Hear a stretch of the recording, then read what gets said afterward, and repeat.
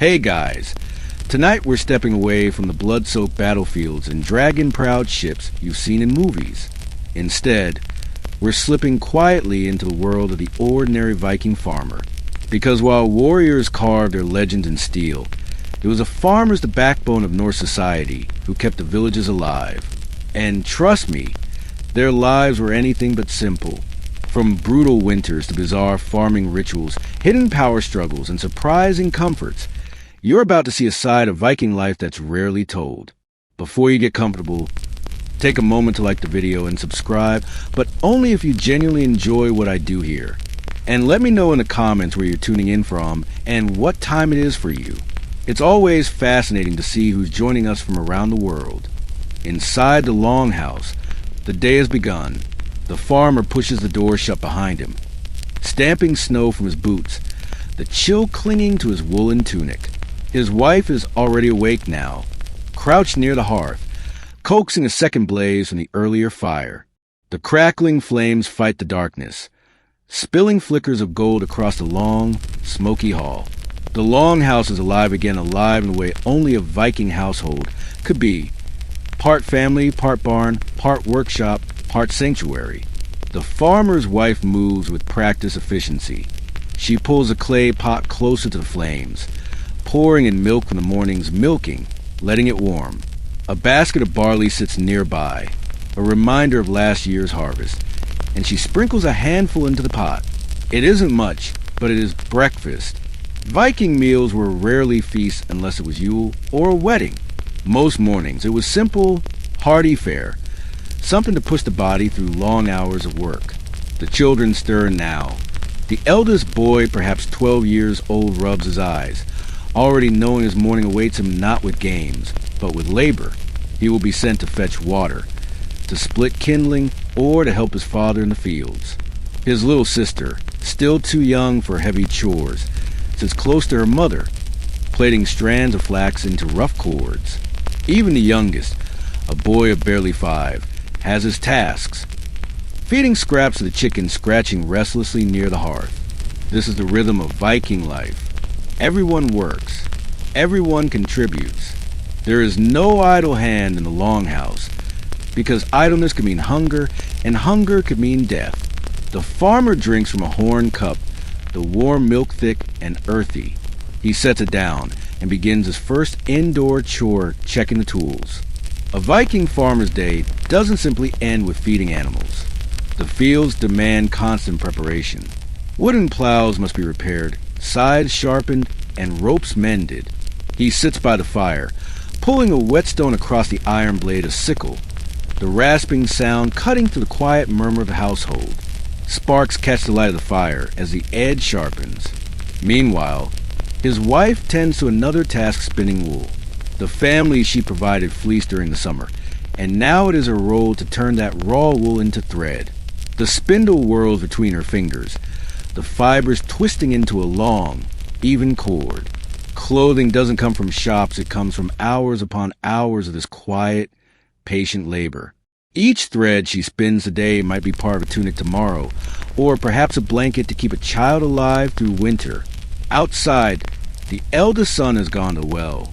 The rope creaks as he lowers the wooden bucket, the icy splash echoing up from the dark shaft. He hauls the bucket back up, muscles straining, the cold seeping into his skin. He makes trip after trip, carrying the heavy water inside to fill clay jars. This water will be used for cooking, washing, and brewing. It's heavy work, but he does it without complaint. Viking children didn't dream of escaping chores. They grew up inside them, their childhoods braided tightly into the survival of the household. The farmer joins them soon after, carrying a wooden yoke across his shoulders. 2 buckets hang from either side, balanced with practiced ease. Together, father and son fetch what is needed. They work in silence, broken only by the crunch of boots on snow and the distant call of a raven perched on the roof beam.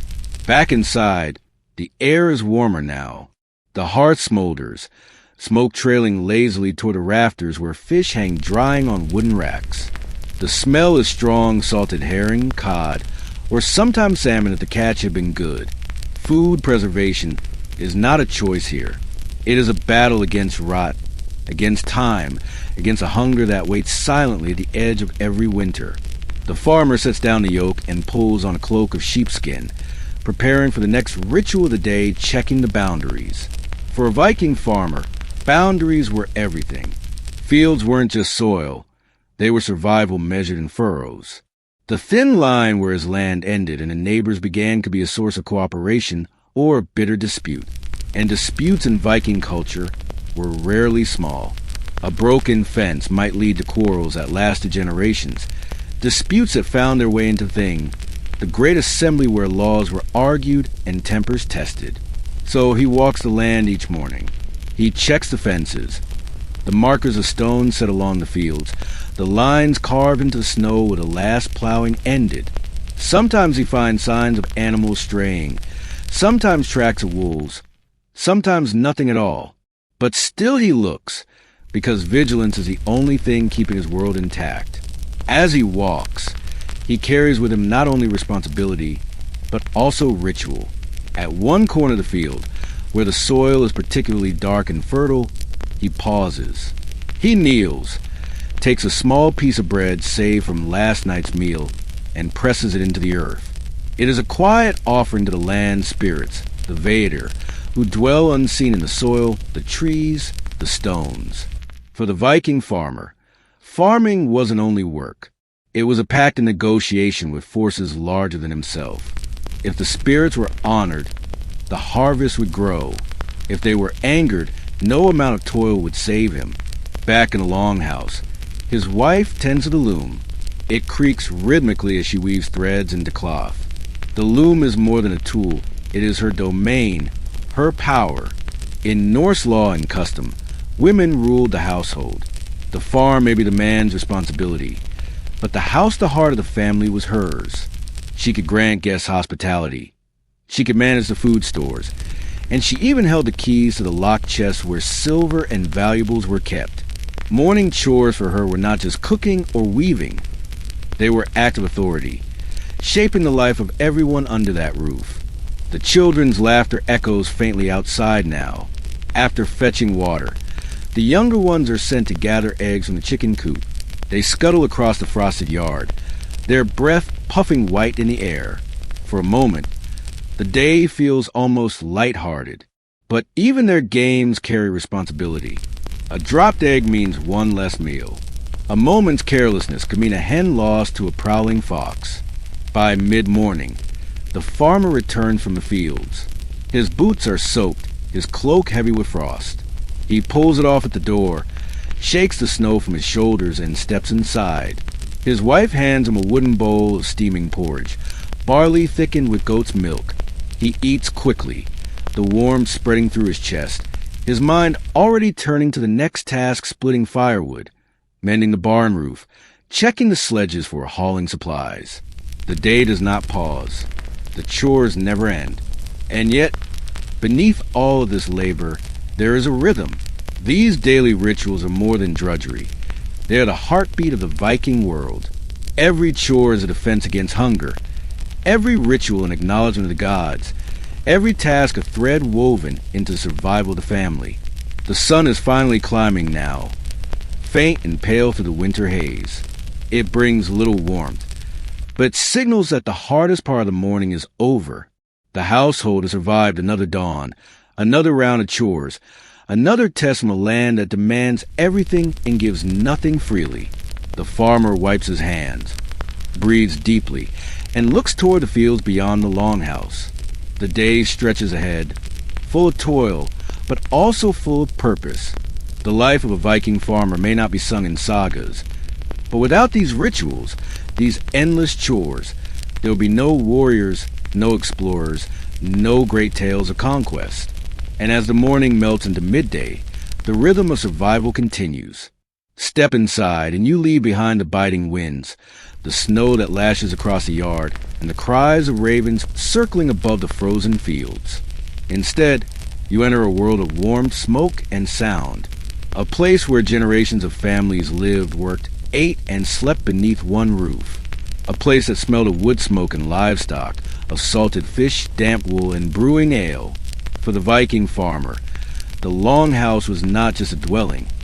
It was the center of existence. Every moment of the day revolved around it. The structure itself was long, narrow, and built to endure. Thick wooden posts, cut from the surrounding forest, formed the frame. Turf and clay were packed into the walls for insulation, keeping out the worst of the wind. The roof sloped low, covered in thatch or sod, so that heavy snow would not collapse in winter. Some longhouses stretched nearly 80 feet from end to end, sheltering not only the family, but their animals, tools, and stores. At the center of it all burned the hearth. This fire was the lifeline of the household. It was never allowed to go out, not even in summer. Flames and embers lit the hall, warmed the food, dried the clothes, and kept the dark at bay. The hearth was also sacred. Here, ancestors were remembered, and offerings were made to the gods. When a new house was built, a sacrifice might be buried beneath the threshold. Sometimes a small animal, sometimes something far more valuable, so that the spirits would guard the family within. The layout of the longhouse told its own story. The hearth divided the hall down the middle. On either side of it ran long wooden benches. By day, these benches were workspaces where tools were mended and garments stitched. By night, they became beds, padded with straw and furs. There were no separate bedrooms here. Privacy was unknown. Parents, children, grandparents, servants, sometimes even guests, all shared the same smoky air, the same flickering shadows. Life in the longhouse was communal in every sense of the word. And yet, even in this open space, hierarchy was visible. The head of the household, the Bondi, sat at the high seat near the fire. His wife, the Husfrija, often worked at the loom in the same area, weaving the literal fabric of the family's survival. Around them sat their kin and children, with servants or thralls further down, closer to the doorway, where drafts crept in and the cold never fully retreated. To sit near the fire was both warmth and status. To be pushed away from it was to live on the margins. The longhouse was rarely silent. The crackle of flames filled the air, but so did the lowing of cattle and the bleating of goats. Many longhouses housed animals indoors during the harshest months, separated by wooden partitions. Their body heat warmed the hall, and their presence meant the family could keep an eye on them through storms. This mingling of human and animal life may seem strange today, but to a Viking farmer it was entirely practical. Without animals, there was no survival. The smells were overwhelming to an unaccustomed nose. Smoke clung to every beam and every cloak, seeping into skin and hair. The tang of manure lingered beneath it. Fish hung dry in the rafters, their oil dripping into bowls below. Ale brewed in clay vessels in one corner, filling the air with a sour, yeasty aroma. And through it all, the smell of sweat, constant, human, inescapable. This was life condensed into one space, unfiltered, unvarnished, utterly raw. Despite the harshness, the longhouse was also a place of comfort. When the fire glowed bright, shadows danced across the beams and stories filled the air. This was where sagas were told, where the young learned from the old, where laughter sometimes rose above the storm outside. Families carved runes into wooden sticks, played board games like Nefatiful, or sang verses that had been carried across generations. The longhouse was not just a shelter against the cold. It was a forge where culture and memory were kept alive. But comfort was fragile. The longhouse demanded constant maintenance. Roofs had to be patched, beams repaired, smoke holes cleared. If the fire grew too low, the cold crept in. If it burned too hot, sparks might leap to the thatch, threatening the entire family. At night, the fire dimmed and the hall plunged into semi-darkness. Shadows stretched across faces, and every creak of the timber sounded like an intruder at the door. In that smoky twilight, fierce spirits, raiders, or simply the biting cold pressed heavy on every chest. For the farmer's wife, the longhouse was also her realm of authority. While her husband worked the fields, she ruled within these walls. The keys to the household stores the chests of silver, the sacks of grain, the jars of ale hung at her belt. She decided how food was portioned, how clothing was made, how hospitality was extended to guests. A stranger arriving at the door might find themselves fed and warmed, not because the farmer willed it, but because the Husfrija did. Her authority was recognized in law and in custom. The children grew up in this crowded space, learning by watching, listening, and doing.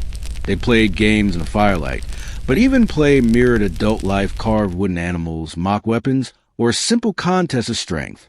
They learned to braid ropes, to spin flax, to mend tools.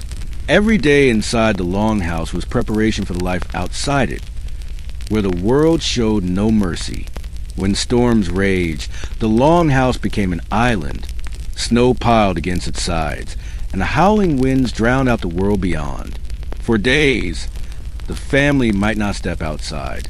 Instead, they huddled together, telling tales of gods and giants, of ancestors and kings.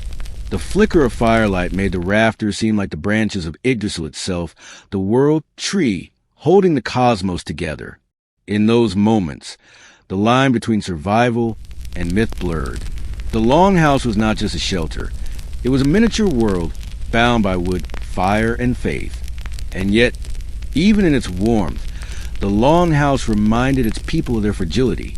A single illness could sweep through the cramped hall, spreading from child to elder with terrifying speed. A single bad harvest could empty the grain bins, turning the longhouse into a place of gnawing hunger. A single raid could burn to the ground, leaving only ashes where generations once lived.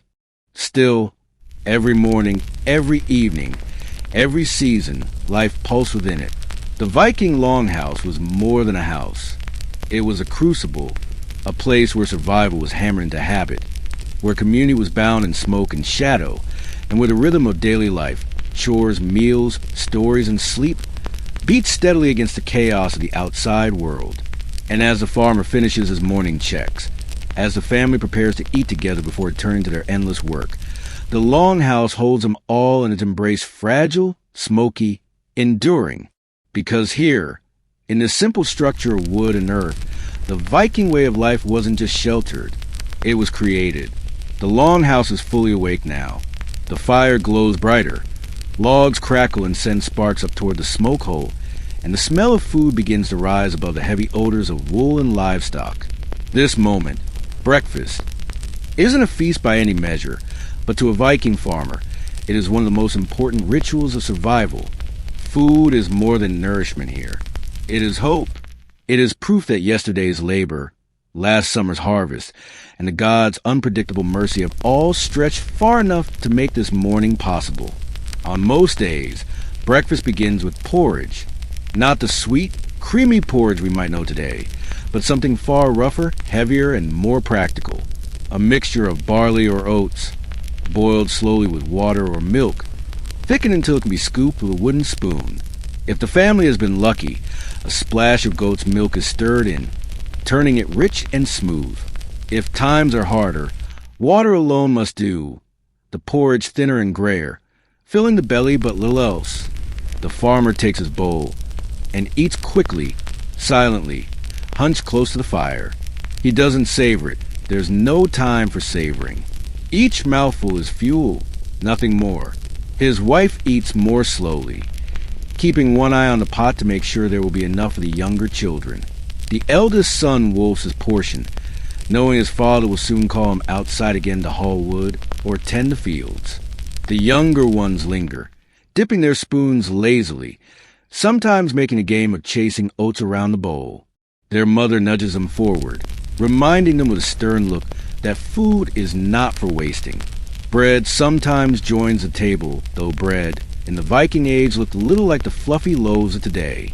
It was coarse, flat, often blackened at the edges from uneven baking on a hot stone. The flour might be mixed with ground barley, rye, or even pea flour, depending on what was available. Seeds or bits of onion might be thrown in if the household had them. The loaves are small, dense, and carry the taste of smoke. But they fill the stomach, and that is what matters. For those households with animals to spare, butter or soft cheese might be spread on the bread. Butter is a luxury in winter. It melts easily near the fire, golden against the dark crust. A taste of wealth, however small. Cheese, too, was a mainstay, made from cows' or goats' milk during summer and stored in wheels that could last for months. Each slice eaten at breakfast is measured carefully, for every mouthful gone now means one less mouthful in the lean days still to come. Sometimes ale accompanies breakfast, not the strong ale of feasting halls, but a weak water version, barely fermented, safer than drinking straight water.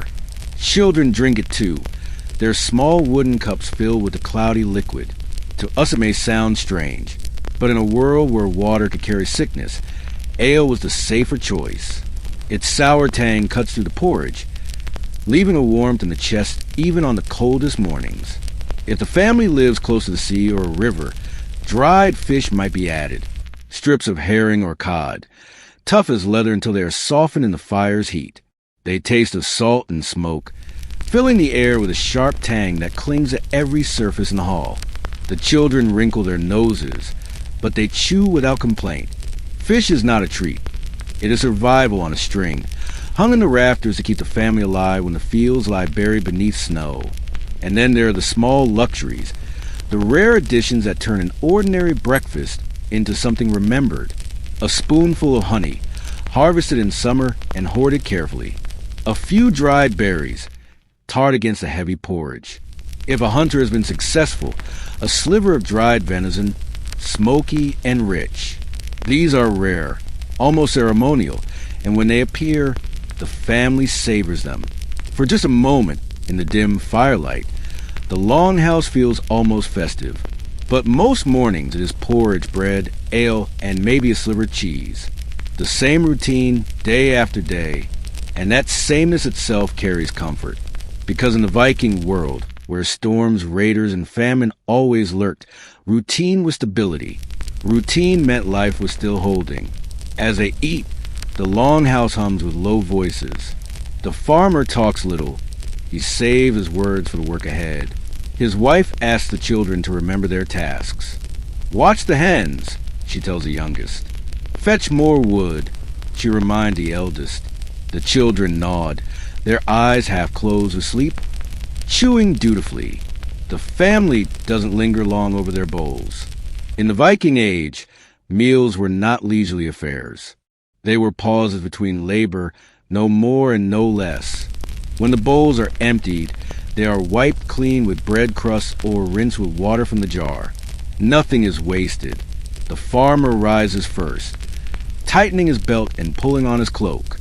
His wife gathers the bowls, setting them aside, already thinking of the next meal.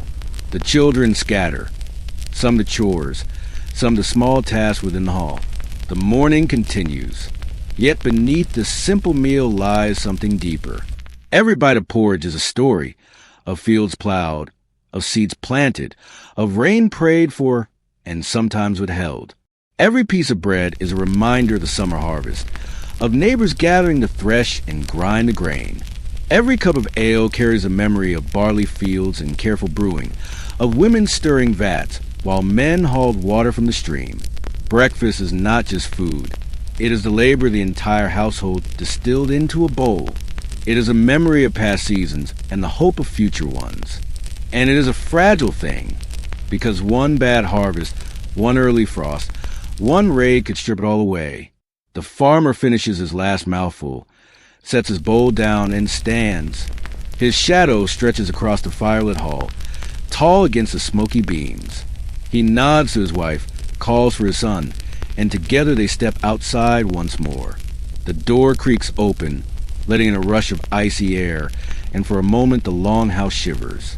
Then the door closes again, the fire glows steady, and the rhythm of survival continues. Inside, the children laugh softly as they chase the hens for eggs. The wife sits at the loom, her shuttle tapping in steady rhythm. The longhouse, fed by the fire and the morning meal, beats like a heart once more. And outside, the fields wait, because breakfast is only the beginning. The day is long and the work never ends. For a Viking farmer, time was not kept by clocks or calendars.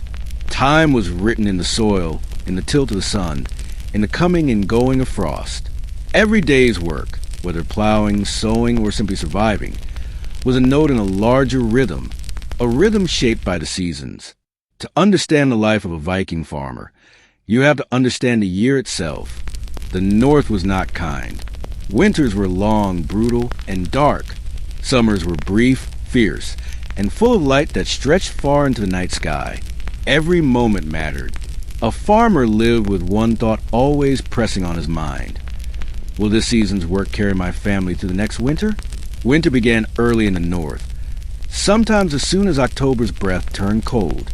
Snow came heavy, blanketing the fields, making the land look dead. But winter was not idleness. It was survival mode. The fields could no longer be plowed, and the soil rested beneath its icy cover. Instead, the farmer's work turned inward. Animals were kept close to the longhouse or inside low barns. The family spent endless hours hauling hay, breaking ice from the water troughs, and checking that every creature survived the cold. A dead cow in winter meant hunger later. A horse falling sick could mean the loss of plowing power come spring. Inside the longhouse, tasks shifted. Women spun wool and wove cloth. Children carved simple wooden toys or tools, and men repaired broken handles, sharpened blades, and mended fishing nets. The fire roared at the center, and smoke filled the rafters as the family worked side by side. Winter was also the season of feasts and faith. Yule was celebrated in the darkest days, when the sun seemed weakest. Great fires were lit, toasts were raised to Odin, Thor, and Freyr, and sacrifices were made to ensure the return of light and fertility. Even in the farmer's modest longhouse, Yule was sacred, a feast of whatever could be spared. Roast meat, ale, dried fish was shared, and for one night at least, the darkness outside felt less heavy. But winter was always dangerous. Food ran low. Sickness spread easily in the cramped, smoky longhouses. The endless dark gnawed at the mind, filling dreams with spirits and whispers. Winter tested a Viking farmer's endurance like nothing else. Those who survived knew they had truly earned the spring.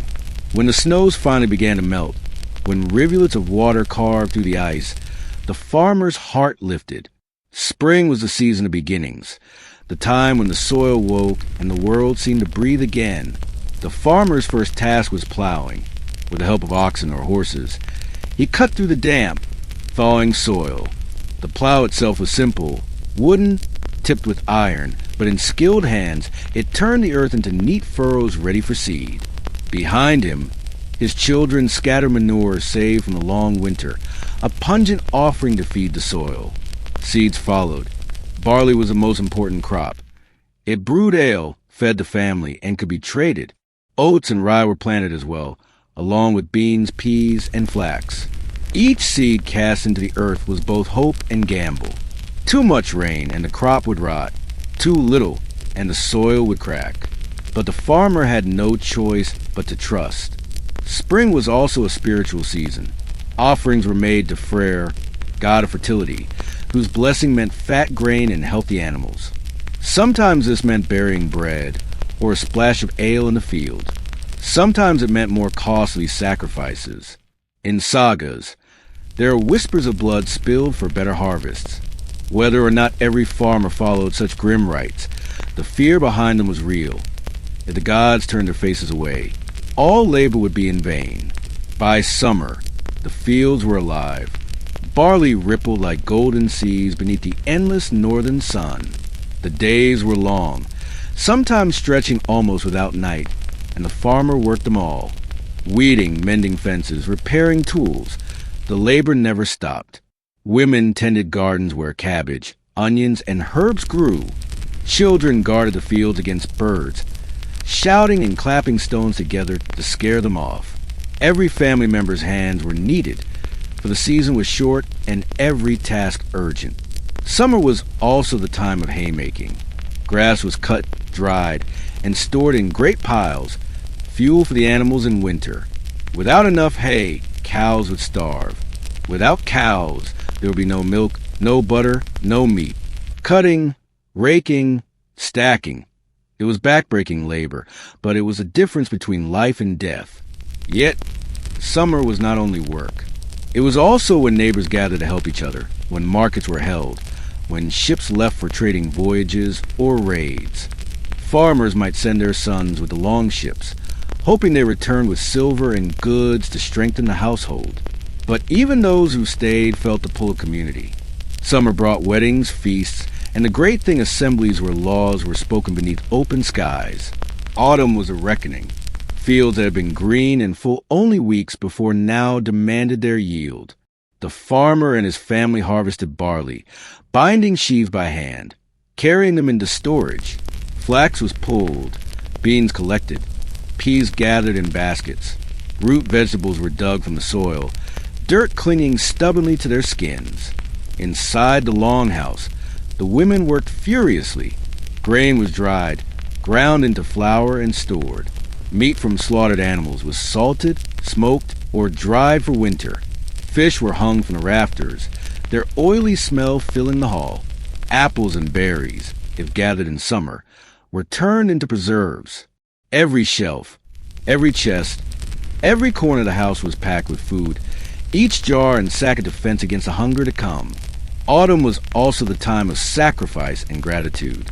Offerings were made to thank the gods for what had been given, and to beg mercy for what lay ahead. Fires were lit, prayers spoken, ale poured onto the earth. The farmer stood at the edge of his field, looking over the bare stubble, knowing the soil would soon be locked in ice once more. And so the year turned again, winter's endurance, spring's hope, summer's toil, autumn's reckoning. Each season carried its burdens and its rituals, and each flowed inevitably into the next. To a Viking farmer, there was no separation between work and faith, between survival and culture. The rhythm of the seasons was the rhythm of life itself. Every dawn, every meal, every chore was a thread in the larger tapestry of the year. He knew, as his father had known, and as his children would one day know, that life was never truly secure. The gods could bless or curse. The weather could save or destroy. But still, each season demanded its due, because in the Viking world, the land ruled all, and the farmer, bent-backed and calloused, walked in step with it, through frost and fire, through hunger and feast, through years of plenty and years of famine. When you picture a Viking, you might imagine a warrior's sword, a polished axe, or maybe the long, curved prow of a ship slicing across northern seas. But for most Vikings, the quiet farmers who made up the majority, those weapons and ships were luxuries. Their true tools, the ones that decided life and death, were far humbler. Wooden handles, iron tips, leather straps. These were the weapons they wielded not against armies, but against the stubborn earth itself. Because without tools, a Viking farmer had nothing. His fields would lie wild. His animals would wander. His food would rot. Tools were extensions of his own body, shaped by generations, each carrying centuries of wisdom in their design. The most important of all tools was the plow. It might not look like much today, a wooden beam, a crooked frame, and an iron cutting edge. But to the Viking farmer, this was a blade sharper than any sword. The plow cut into the frozen northern soil, heavy and stubborn after winter. It broke the earth, turned it over, and left furrows ready for seed. Some plows were simple scratch plows, dragged by hand or with a single ox. Others were heavier, fitted with an iron plowshare, capable of slicing deeper, making straighter rows. It was hard, punishing work. The farmer gripped the handles with white knuckles, his shoulders aching, while the ox strained and snorted ahead. Stones jarred the blade, roots tangled it, and always the soil fought back. But as the furrows stretched behind him, neat lines dark against the thawing fields, he knew he was opening the earth to life. The plow was more than a tool, it was a symbol. Farmers often carved runes into the wood for luck, or whispered short prayers before the first cut of spring. They knew the soil was alive in its own way, and the plow was both knife and promise, carving survival into the land. If the plow opened the year, then the sickle and the scythe closed it. These were the tools of harvest, the final judgment on whether the year's labor had been enough. The sickle was small, a curved blade with a wooden handle, used for cutting stalks of grain close to the ground. It was precise, controlled, and perfect for binding sheaves by hand. The scythe, with its long handle and sweeping blade, came later in history, but by the Viking Age it was already a trusted tool. With a scythe, a skilled farmer could cut wide swaths of barley in graceful arcs, the stalks falling in golden waves. But harvesting was dangerous work. A slip of the sickle could slice a hand. A scythe swung carelessly could maim a leg. And yet, there was no avoiding it. From dawn to dusk, families moved through the fields together, blades flashing in the sun, binding grain, carrying it into storage. For Viking farmers, the sound of harvest was not just a hiss of blade through stalk. It was also the sound of relief. Every cut was proof that food would carry them through the winter. If there was one tool every Viking family owned, it was the axe. The axe was more than just a weapon of war. It was the backbone of daily life. With it, the farmer felled trees for building, split firewood for winter, carved posts for fences, and shaped beams for the longhouse. Without the axe, the farm itself could not exist. Viking axes came in many shapes. The broad axe, with its wide cutting edge, was used for shaping timbers. The hand axe, lighter and easy to carry, was used for everyday tasks. Some were fitted with short handles, others with long ones for swinging power. Iron was expensive, so an axe head was precious, passed down from father to son, its edge sharpened again and again. There was also something spiritual about the axe. It was the tool closest to Thor's hammer, a symbol of strength and endurance. Farmers often slept with their axe nearby, not only for protection, but because it was part of their identity. Where the warrior's weapon was his sword, the farmer's was his axe. Beyond the great tools of soil and wood, the Viking farmer's world was full of smaller, quieter helpers. Wooden rakes for gathering hay, pitchforks for turning straw and manure, spindles and looms for spinning wool and weaving cloth, knives for everything slaughtering animals, carving wood, cutting bread, grinding stones for sharpening blades, as essential as the blades themselves. Even the simplest basket, woven from birch or willow, was a tool of survival, carrying grain from field to home, berries from forest to table. Each tool had its place, and each was carefully maintained. Iron was rare, so broken tips were reforged. Wood handles were replaced when worn. Nothing was wasted, for every tool represented not just work, but time, resources, and skill. The Viking farmer did not work alone. His oxen and horses were as vital as any tool, but to harness their strength, he needed the right equipment. Leather straps, wooden yokes, iron rings. These humble devices transformed brute animal strength into farming power. A yoke across an ox's shoulders allowed it to drag the plow. A harness around a horse's chest turned it into a beast of burden, hauling carts of wood, stone, or grain. But animals were tools with wills of their own. An ox could balk, a horse could stumble, and a farmer needed patience as much as muscle to guide them. Still, without their strength, the soil would not be broken, the hay would not be hauled, the farm would not survive. Behind every tool stood the blacksmith, a figure both respected and a little feared. The blacksmith's forge was a heart of iron. He hammered plowshares, shaped axe heads, sharpened blades, and mended broken metal. Without him, the farmer's tools would fall to rust and ruin. But the forge was also a place of mystery. Sparks flew like stars. Iron glowed red, then white, as if alive. Some believed blacksmiths worked with hidden magic, taming fire and stone to shape the bones of the earth. A farmer might whisper a prayer before stepping into the smith's smoke-filled hut, knowing that his own life depended on the man who bent iron to his will. Every Viking farmer knew that his tools outlived him. A plowshare might be reforged a dozen times. An axe could pass through generations. Even the grooves in a wooden handle carried the marks of hands long gone. These were not disposable objects. They were companions, witnesses to harvest, winters, and storms. To hold your father's axe was to hold his strength. To guide your grandfather's plow was to walk in his furrows. Tools were legacy, as sacred in their way as the stories told by firelight. And perhaps the most striking thing about these tools is how they contrast with the image of the Viking raider. While swords and shields gleam in sagas, in truth it was a plow, the axe, the sickle, and the yoke that sustained Viking life. The longship may have carried men to glory, but the plow carried their families through the winter. In the end, the tools of soil were the true weapons of survival. Without them, there would be no warriors, no raids, no sagas, only empty longhouses and silent, starving fields. So, as the year turned and the soil demanded its due, the farmer reached not for steel and bloodshed. When we imagine Viking children, it's easy to picture wild-haired boys pretending to fight with wooden swords, or girls weaving little dolls from scraps of wool. But the truth is, childhood in the Viking Age was very different from the way we think about it today.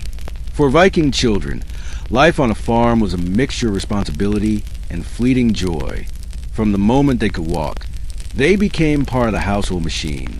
Their play was never far from work, and their lessons were woven into daily life, not written into books. And yet, this does not mean their childhoods were grim. In fact, within the long hours of labor were moments of laughter, games, and imagination. To understand Viking children is to glimpse the next generation of farmers, warriors, traders, and mothers being carefully shaped by the farm itself. The beginning of life for a Viking child was both sacred and fragile. Birth was dangerous for both mother and child. Women gave birth in the smoky warmth of the longhouse, aided by midwives, sisters, or neighbors. Herbs might be burned for protection, prayers whispered to the gods. The baby's first cries were both a relief and a prayer answered. Once born, survival was never guaranteed. Infant mortality was high. Sickness, hunger, or accidents could steal life quickly. That is why the first years of life were treated with a mixture of fierce love and quiet fatalism. If a child survived those early years, the longhouse wrapped around them like a cocoon, cradled in wooden rocking cribs, strapped to a mother's back during chores, or set on fur blankets near the hearth. Babies were rarely alone. The warmth of the fire, the rhythm of daily life, and the steady hum of women's voices were their first education. By the age of 5 or 6, Viking children were no longer considered infants. They were small workers. Childhood as a time of play and idleness simply did not exist in the same way it does today. A boy might be given a small wooden rake and sent to the fields with his father, shooing birds away from crops or carrying water in small buckets. A girl might be handed her own little spindle and taught to twist wool into thread, her fingers clumsy but eager. Chores began small, but they grew heavier with every passing season. By their early teens, children were working nearly as hard as adults. They fetched firewood, carried water, tended animals, and learned to cook, mend, and weave. Yet, within this rhythm of labor, children absorbed the skills that would define their adult lives. Work was not only necessity, it was training. But don't think Viking childhood was all toil and no joy. Children carved out time to play, and their games often mirrored the world around them. Archaeologists have found toy swords and shields, carved from wood, that boys would use in mock battles. Small boats carved from scraps of wood were floated in streams and ponds, imitating the great longships they one day dreamed of sailing. Girls had dolls made of cloth or carved bone, dressed in scraps of wool and linen. Some even had miniature household tools, letting them imitate the tasks of their mothers.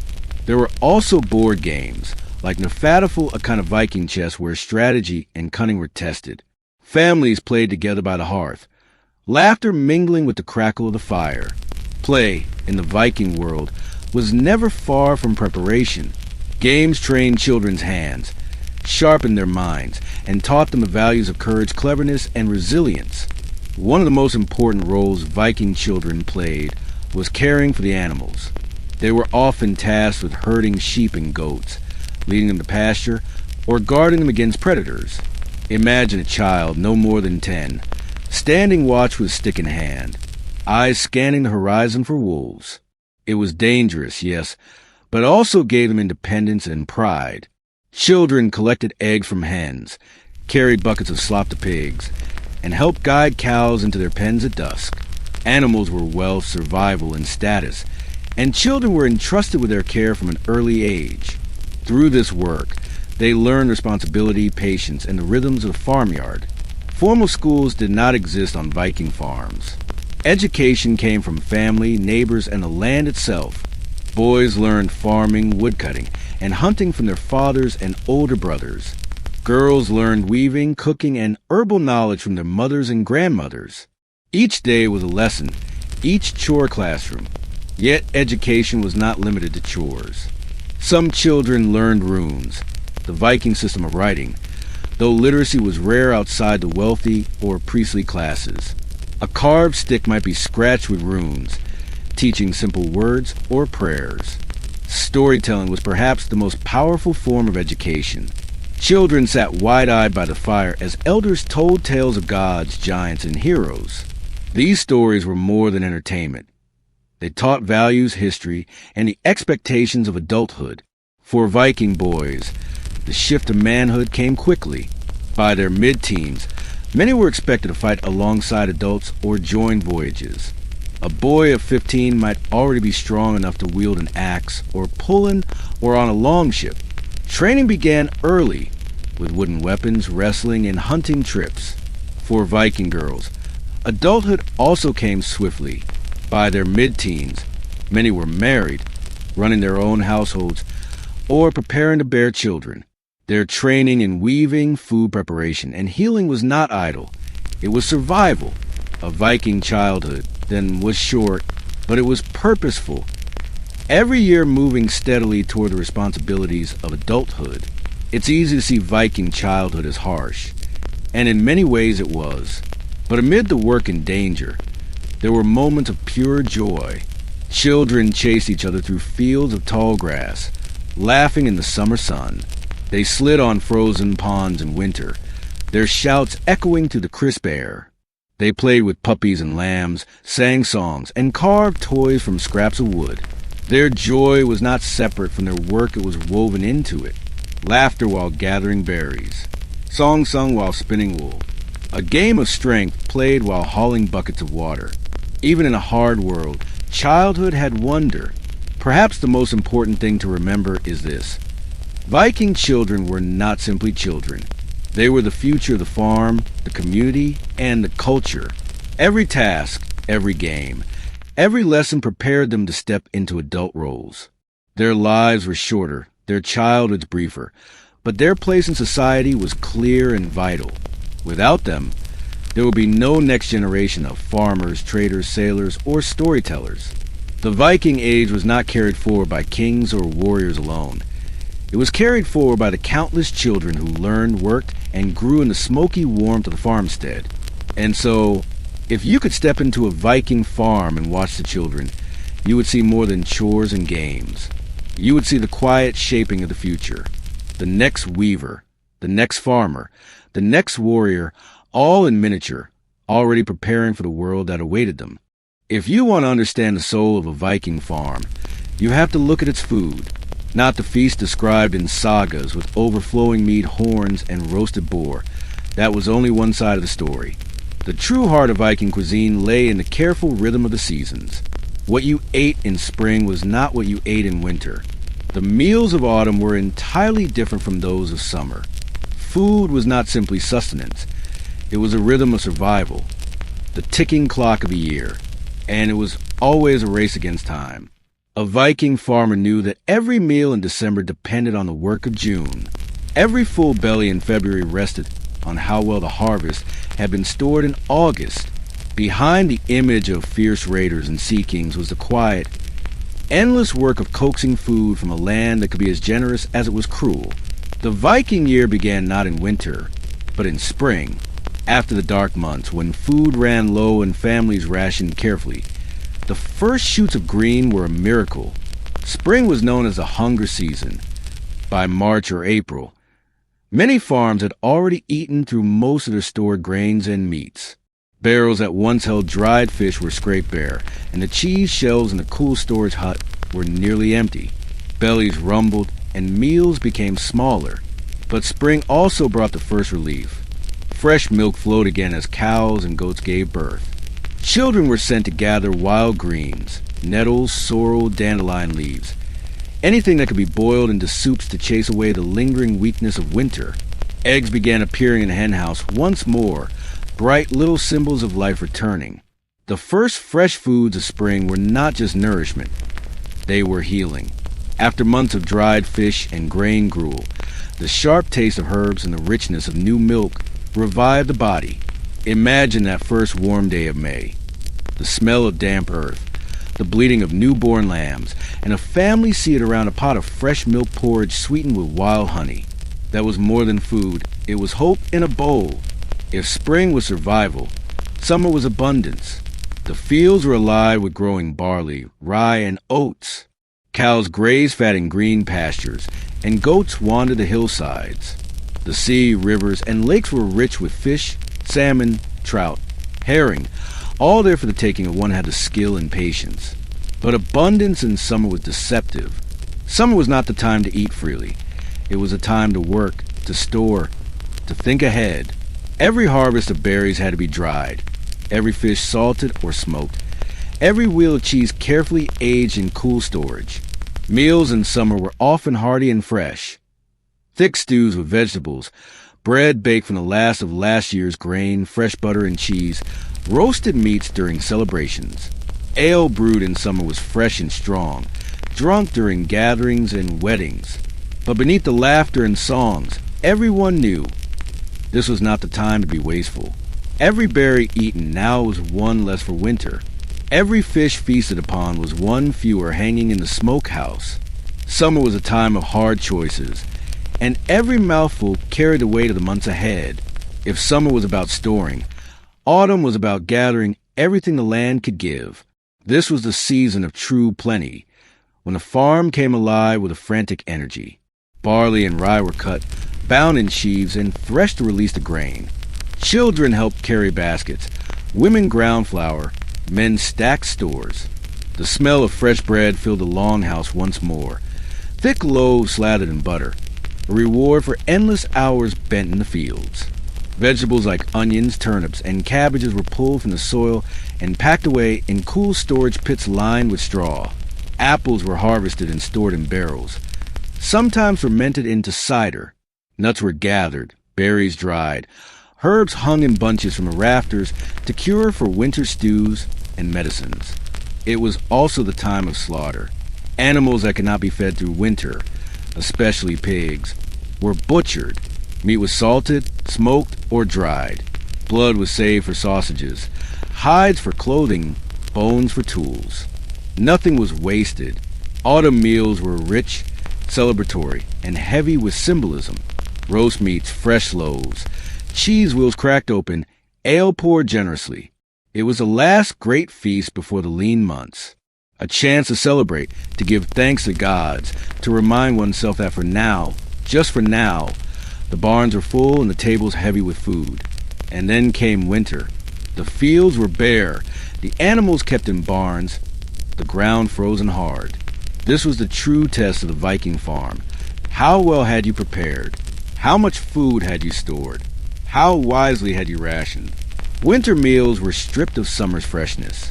Dried fish, salted pork, smoked lamb, hard bread baked from stored grain, thick stews made from cabbage, onions, and turnips softened in broth. Milk was rarer now, as cows gave less in the cold. Fresh fruit was a distant memory, replaced by dried apples or berries tucked carefully away. Even drink changed. The fresh ale of summer was gone, replaced by whatever had been brewed and stored in barrels. Sometimes sour, sometimes sharp, but warming on a frozen night. By February or March, the meals grew meager. Thin porridge, bread stretched with husks or even bark in desperate times. Stew watered down to feed more mouths. Some winters were remembered not for battles or voyages, but for hunger. And yet, even here, there was resilience. Families gathered close around the hearth, sharing what they had, telling stories to chase away the gnawing of empty stomachs. Food in winter was not just about survival. It was about solidarity, about enduring together. The ritual of food. One thing we cannot overlook is how deeply food was tied to Viking spirituality. At major feasts, blots, animals were sacrificed, their blood sprinkled as an offering to the gods, their meat shared in communal meals. To eat was not just to live. It was to connect to the divine, to ancestors, to the cycles of nature. Even the smallest meal had echoes of ritual.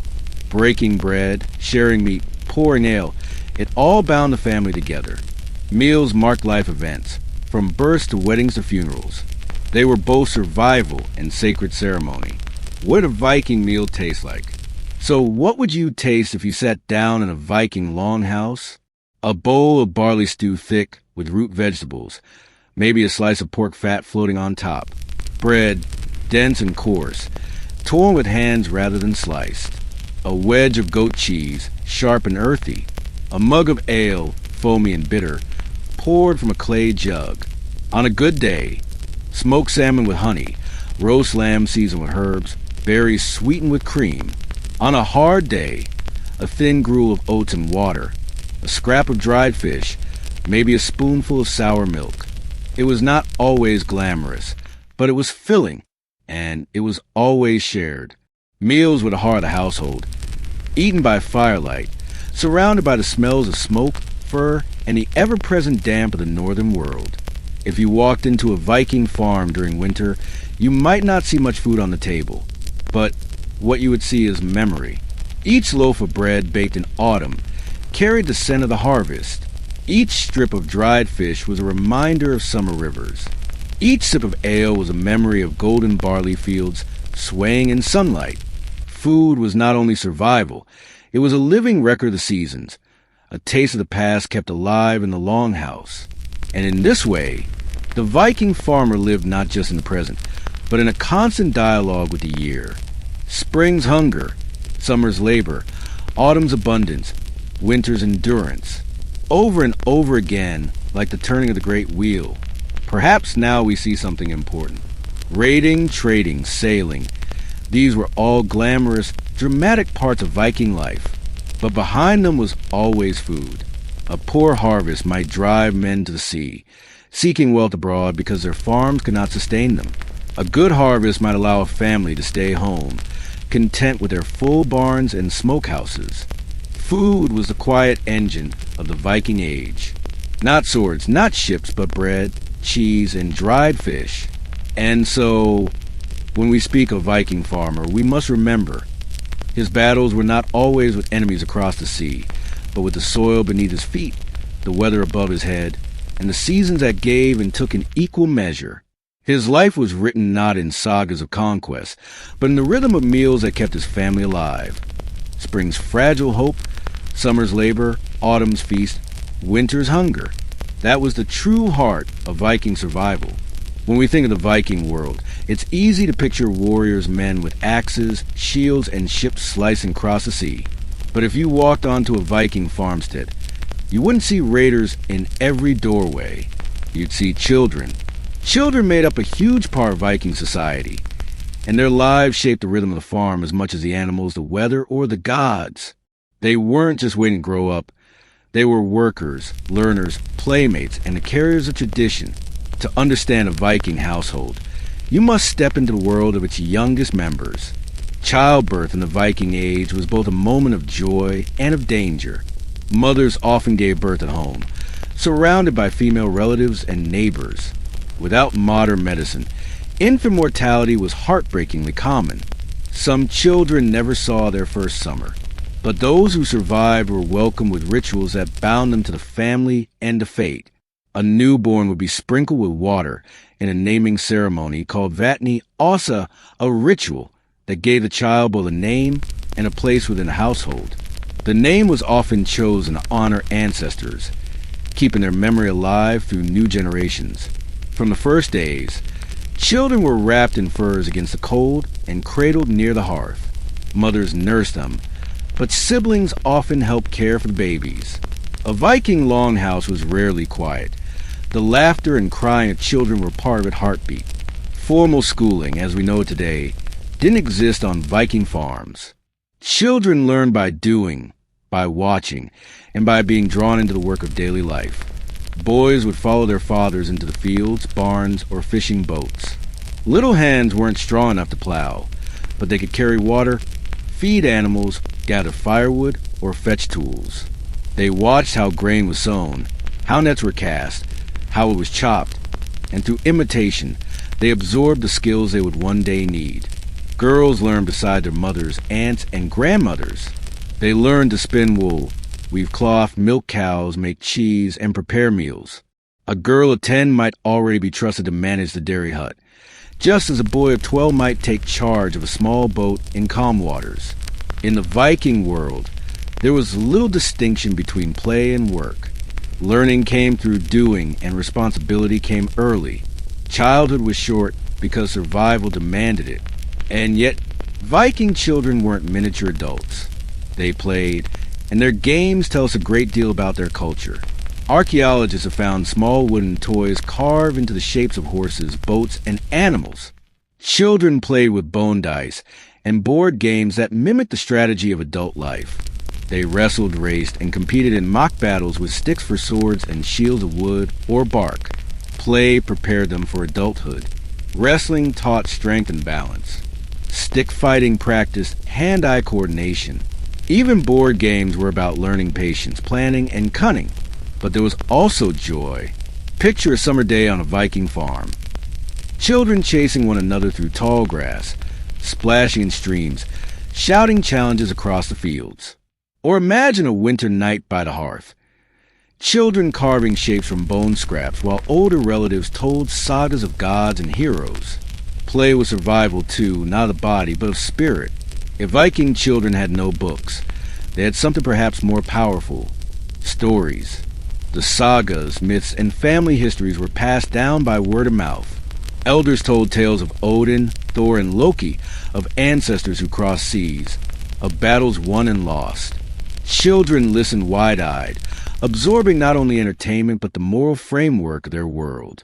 Through stories, they learned about bravery, loyalty, cunning, and fate. They learned who they were and who they were expected to become. And when they played games of gods and heroes, they were rehearsing those lessons. By the time Viking children reached their teens, they were already adults in all but name. Boys were expected to plow, sow, herd animals, hunt, and sometimes join raids or trading voyages. A boy of 14 might be as skilled with an axe or a fishing net as a father. He was expected to stand shoulder to shoulder with grown men. Girls were expected to master household management. They spun wool into thread, wove fabric for clothing and sails, brewed ale, churned butter, and prepared meals. A teenage girl could run a farm in her father's absence. Some became skilled traders or healers. Marriage often came early, sometimes in the mid-teens, and children themselves were expected to carry on the cycle. Viking society could not afford idleness. Each child had to grow into a contributor, and quickly. But the lives of Viking children were not easy.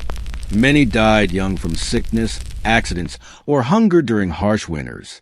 Families sometimes had more children than they could feed.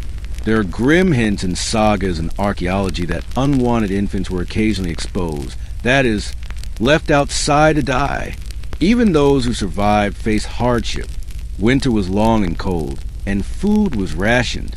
Work was constant, childhood was brief, and play was always balanced against duty. Yet, within that hard life, there was resilience.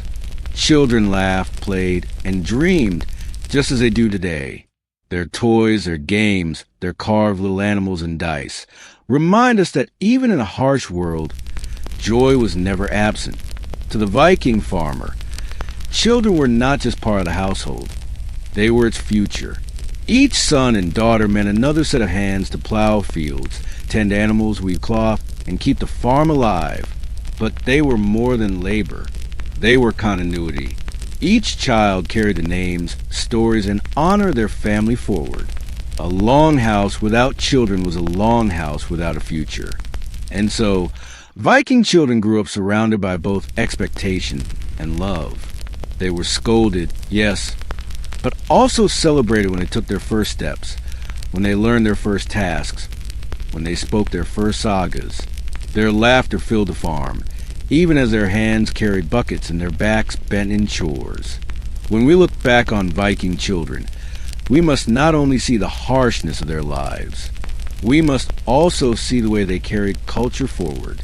It was children who learned the songs, who practiced the stories, who carved runes into wood, who copied the skills of elders. Without them, the Viking Age would not have lasted a generation. They were, in truth, the bridge between survival and memory. They were the reason families endured, the reason sagas lived, the reason Viking farms were more than just places of toil. If you close your eyes and imagine a Viking farm, you might first hear the ring of axes or the lowing of cattle. But listen closer, and you'll hear something else. The voices of children, the chatter of little ones helping with the goats, the shouts of older boys racing through the fields, the giggles of girls weaving wool and gossiping by the fire, the quiet hum of children drifting to sleep while their parents tell them stories of Thor's hammer striking lightning into the sky. That was the true music of a Viking household, and it was just as important as the sound of sails snapping in the wind or swords clashing in battle. The life of a Viking child was fragile, always threatened by hunger, sickness, and accident, but it was also strong, full of resilience, laughter, and learning. Children were both the most vulnerable and the most vital part of Viking society. Through their work, play, and stories, they carried the culture forward. They turned hardship into habit, survival into tradition, and family into legacy. And in the end, it was not just warriors or kings who shaped the Viking world. It was also the small hands that carried water, the young voices that learned the sagas, and the laughter that filled the longhouse in between the storms of history. When we imagine Vikings, our minds often leap to the battlefield or the stormy sea. But there's another image, quieter yet just as central to their world. A firelit longhouse, heavy with the scent of roasted meat, the hum of voices, and the clink of wooden cups filled with ale. Feasting was not just about food. It was about survival, about ritual, and about the fabric of community.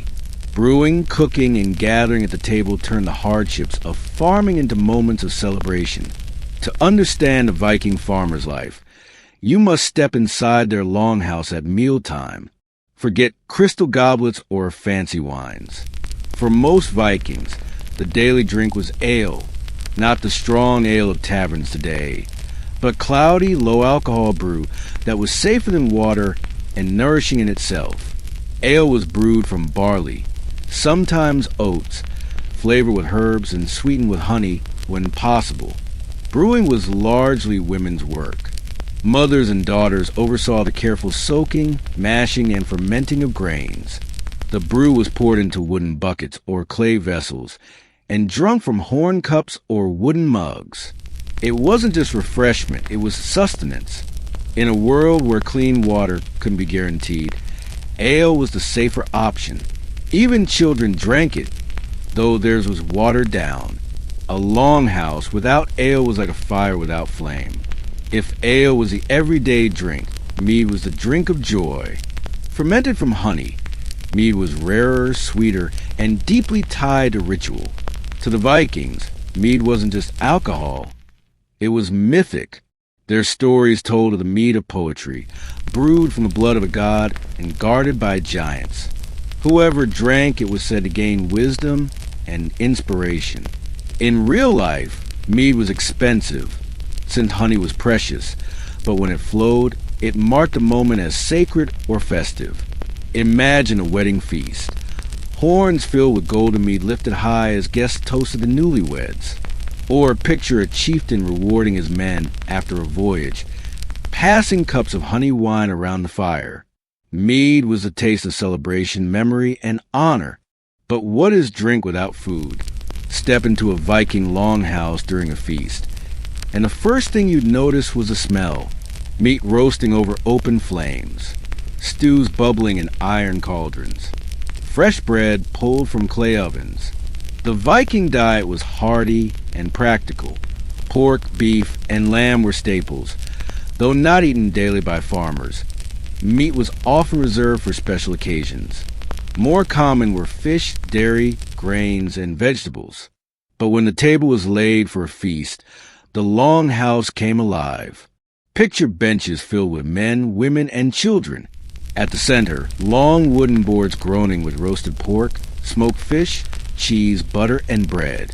Bowls of pottage, thick vegetable stews flavored with bits of meat, passed from hand to hand. Wooden trenchers held food, and knives were shared among family. There were no forks. Fingers and knives did the work. The firelight flickered on faces as people tore bread, dipped into stews, and lifted mugs of ale. This was not just eating. It was communion. Feasts in the Viking world were more than simple meals. They were events deeply tied to ritual and society. At Yule, the midwinter festival, families gathered to sacrifice animals and share a great feast and honor the gods. At harvest time, they feasted to give thanks for the crops. At weddings, funerals, or oaths of loyalty, the longhouse became the stage where food and drink cemented bonds. The act of sharing a meal was sacred. A farmer who invited you to his table was offering more than food. He was offering trust, friendship, and alliance. Refusing to eat or drink with someone could be seen as an insult or even a declaration of enmity. And always, drink carried ritual weight. Cups were raised to gods, to ancestors, to future ventures. Toasts were not mere gestures. They were promises spoken aloud, binding the speaker before gods and men alike. We often picture Viking feasts as a domain of men, but women played a central role in making them possible. Women brewed the ale, managed the stores of grain and dairy, prepared the meals, and served the food. But more than that, women controlled the keys to the household, literally. Viking women wore key-shaped brooches, symbols of their authority over the household and its wealth. At a feast, the lady of the house often poured the first cup, passing the horn to her husband or to an honored guest. In this act, she was not just serving. She was affirming her power, her place at the center of the household. Once food was eaten and cups were refilled, the true heart of the feast began. Storytelling. The sagas were not written but spoken. After a long day, farmers, neighbors, and family would sit by the fire as a skald, a poet, rose to recite. He might tell of Thor's battles with giants, or of Odin's wisdom, or of a local ancestor whose deeds deserved to be remembered. Music often joined the stories. Simple instruments like lyres, harps, and bone flutes filled the hall. Songs echoed, sometimes bawdy, sometimes reverent. Children dozed against their mothers' shoulders as the tales of gods and heroes wove through the smoky air. The feast became more than a meal. It was a memory, a performance, and a bond. Feasts also carried politics. A wealthy farmer or chieftain could gain influence by hosting grand feasts, showing his generosity and wealth. To feed your neighbors was to earn their loyalty. To refuse hospitality was to risk losing face.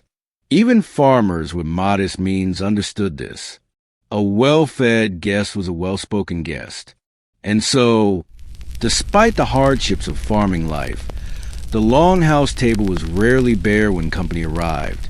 The winter feast was perhaps the most important of all. As snow piled outside and darkness stretched long, the hearth became the center of survival. Picture it. A longhouse filled with the warmth of fire, the walls hung with shields, the rafters heavy with drying herbs and meat. Outside, the world was ice and silence. Inside, it was laughter, food, and the comfort of full bellies. Winter feasts were not just celebrations. They were defiance against hunger and cold. To eat and drink together was to say, "We endure." When the feast ended, bellies full and mugs empty, the longhouse quieted. Guests stumbled home by torchlight or slept in corners of the hall. The embers glowed low. The next morning, life returned to its rhythm. feeding animals, mending tools, tending fields. But the memory of the feast lingered. It reminded every soul that they were not alone, that survival was shared, and that joy could be found even in the hardest of times. In the end, brewing and feasting were not luxuries of Viking life. They were its core. Ale nourished the body. Mead lifted the spirit. The longhouse table bound families and neighbors together. Food was survival, but it was also story, ritual, and memory. When you picture the Vikings, don't only see the warrior on his ship. Picture also the farmer raising a horn of ale in his smoky longhouse, children laughing at his side, stories weaving through the air, and neighbors gathered close against the winter's dark. That was as true to Viking life as any battle, and without it, the Viking world would never have endured. Imagine this. It's the dead of night, and outside, the land is wrapped in silence.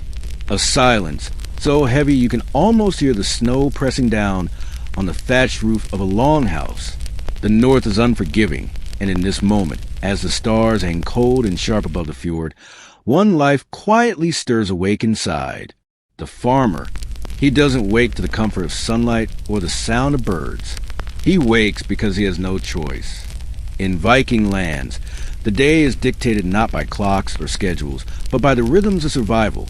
If the fire isn't fed, the family will wake to icy breath curling in the air.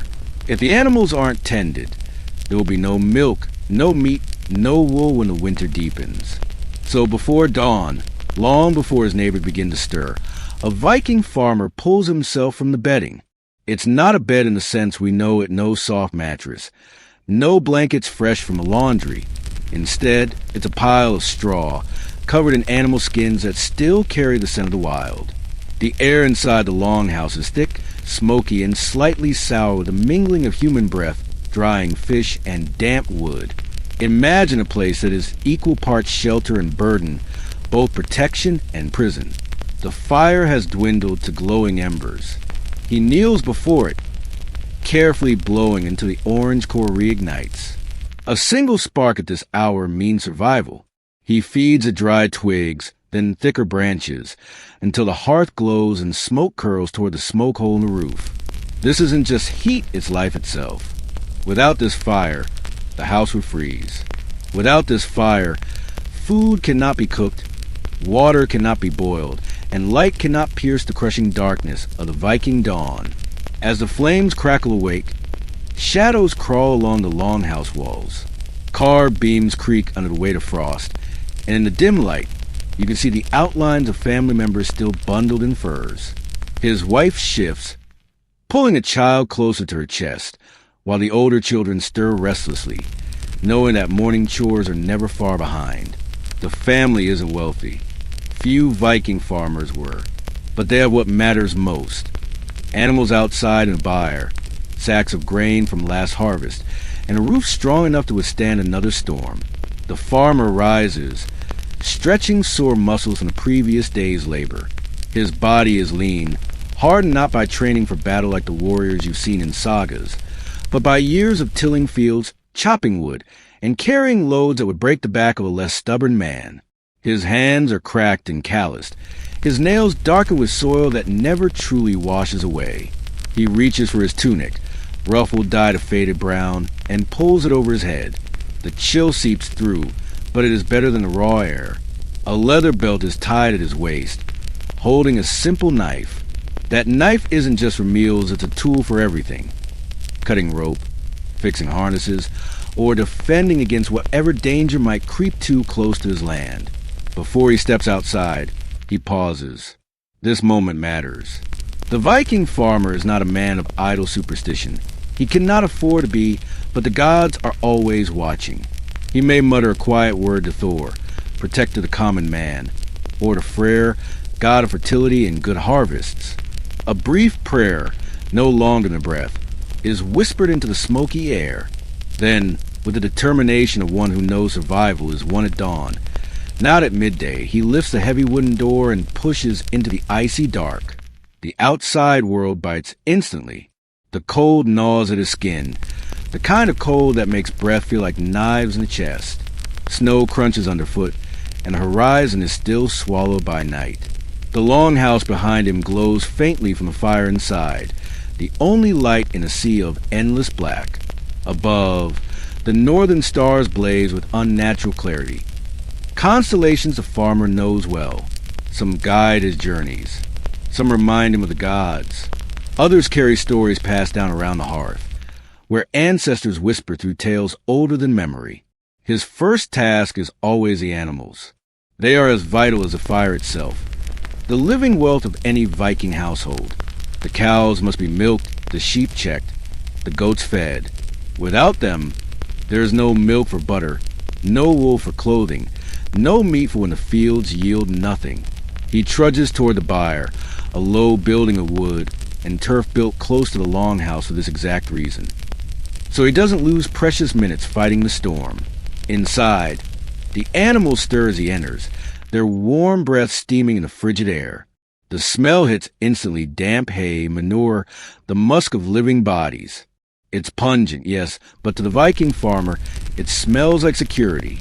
Each low, each shuffle, each impatient bleat is a reminder that he and his family will not starve, at least. Not yet. He runs his hands along the cow's flank, feeling the rough hide, listening to the soft rumble of its belly. He kneels, places a wooden pail beneath her, and begins to milk. The steady rhythm of his work is a kind of dawn music, the only sound breaking the silence of a world half asleep. When the task is done, he feeds the animals, checking that none are ill or injured. A sick cow can mean disaster. A dead horse can mean the loss of an entire season's work. He knows each animal by sight, their quirks and their tempers, the way a modern farmer might know his tools. These animals are not pets, they are survival incarnate. The chores are endless, and yet, before the sky even begins to lighten, he has accomplished more than many do in a full day. His body aches already, but it is a familiar ache.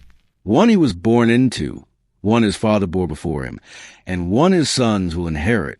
When he finally turns back toward the longhouse, the first thin hint of dawn streaks the sky, painting the snow with a faint blue glow. Smoke curls from the roof hole, promising warmth inside. His wife will be up now, stoking the fire, preparing whatever food they can spare for breakfast. Children will tumble sleepily from their furs, rubbing eyes and reaching for wooden cups of milk or ale. The household will come alive, the sounds of crackling fire and soft chatter weaving into the rhythm of a new day. And yet, in this quiet moment before he steps inside, the Viking farmer knows something few modern people ever feel, that survival is earned with every breath, that the gods may give or take, but his duty is always the same: wake before dawn, tend the fire, tend the animals, and carve life from a land that offers nothing freely. This is the dawn of a Viking farmer, ordinary, overlooked, and yet utterly vital. For without men like him, there would be no warriors to raid, no ships to sail, no sagas to sing. And as the door creaks shut behind him, and the family begins their mourning, the day is only just beginning.